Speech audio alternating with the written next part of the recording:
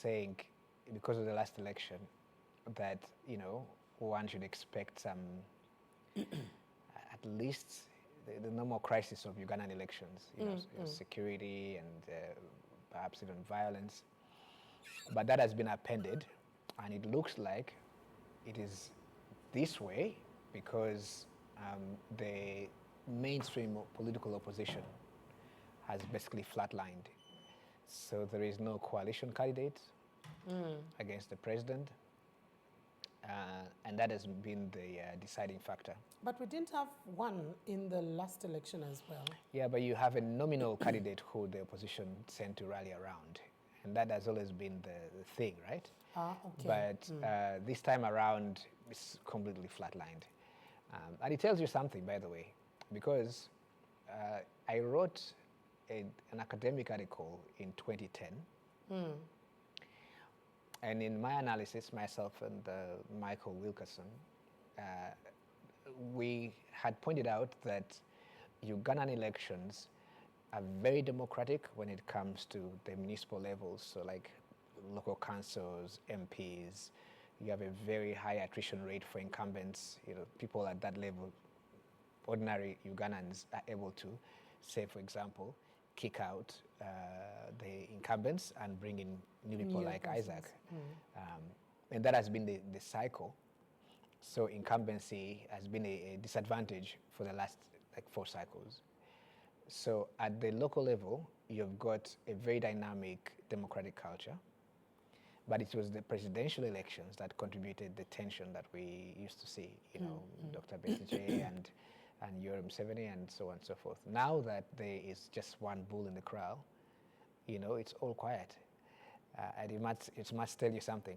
It is, especially for those of us who didn't vote for the return of multi-party politics, we can now look back and say, the movement system is a reason why it was steady, and it appears very much like that. You have got a very predictable presidential race, and so the focus has now shifted to the sort of municipal race. Some of my friends think that there still could be some bad behavior because some MPs have real control in their constituencies, or some of them are regionally, effective.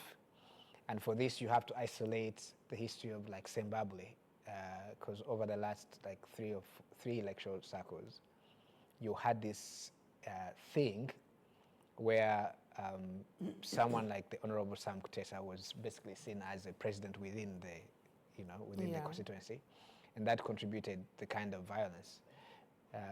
I was telling another good friend of ours that the political hotspots in Uganda can be seen from the people who have been holding this so-called Thanksgiving. Regionally you find Honorable Among holds the Thanksgiving, Honorable Mao holds the Thanksgiving, to indicate that they are sort of the big jefes in that area.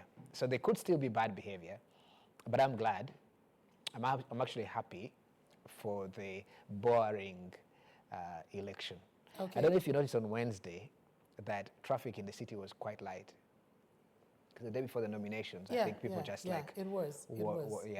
So I like the idea of boring elections. It allows us, those of us who are on the outside looking in, to start, saying, okay, if politics is going to be in a slumber, then maybe now is the time to talk about the relationship between politics and governance much more in a civil environment.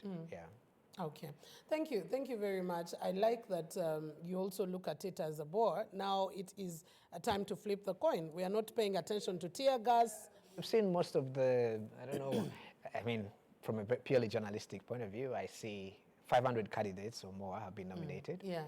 And it's just a series of concerts, literally, a series of entertainment concerts. People come on stage, there's musicians, there is merrymaking, it's a soiree.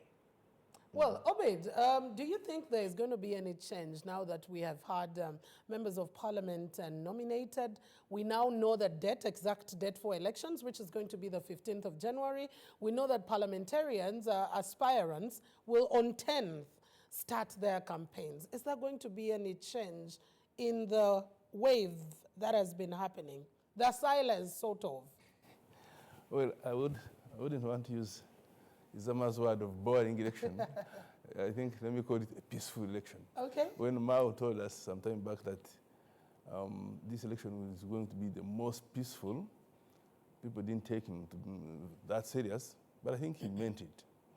To us, as observers and whatever, it's a good thing.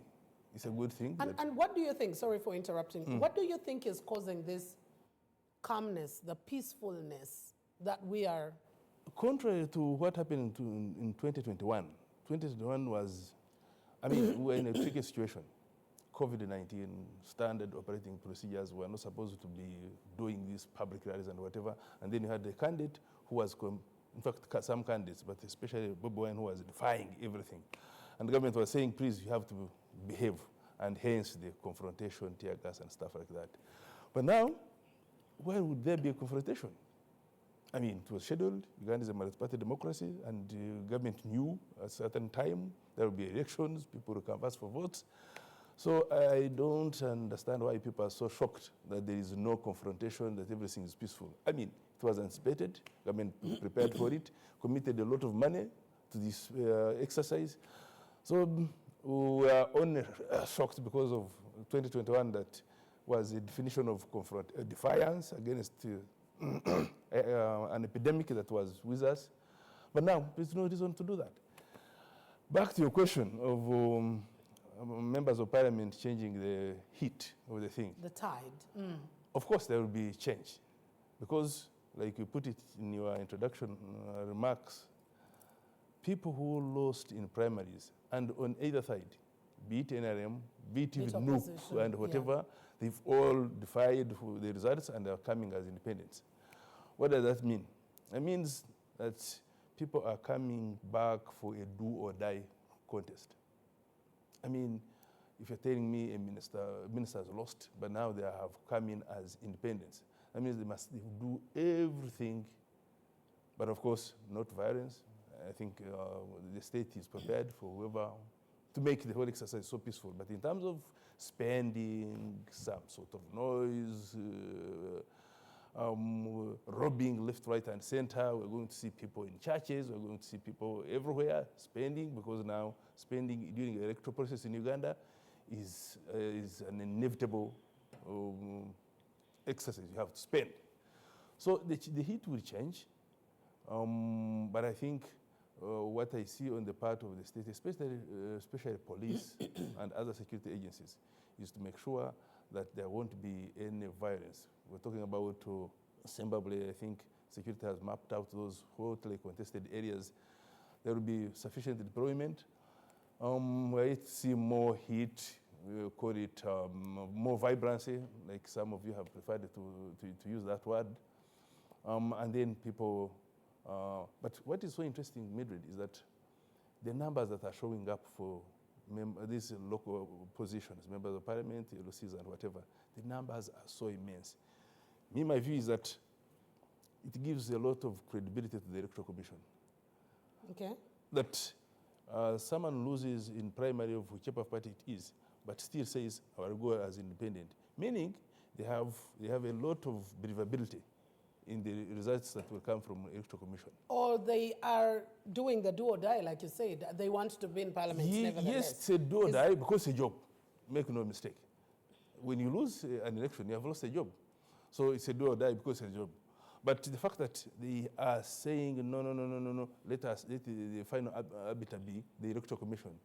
I think, in my view, it's because they view and believe that what Justice Biabakaman's commission will announce will be more credible. So you give it to Electoral Commission that they have that credibility, that people believe they will offer a free and fair results. All right. Thank you very much, Isaac. And now you're wearing so many hats, the journalistic hat, the aspirant hat, but still, we will invoke the journalist in you. You went through the nominations. First of all, what was the experience based on the others that you have covered? Because even in as much as you are going in this actively, you have also covered past elections differently. And looking at the elections then and what we seem to have now, do you see any changes? What makes them peculiar this time? And do you think now that members of parliament have come through, Because the difference today is that back in the day we would have members of parliament nominated before the president, and the presidents will come in last. Today there was a bit of a flip. What do you see? Thank you very much. First of all, with experience of covering 3 elections before I came into politics, this is different to the extent that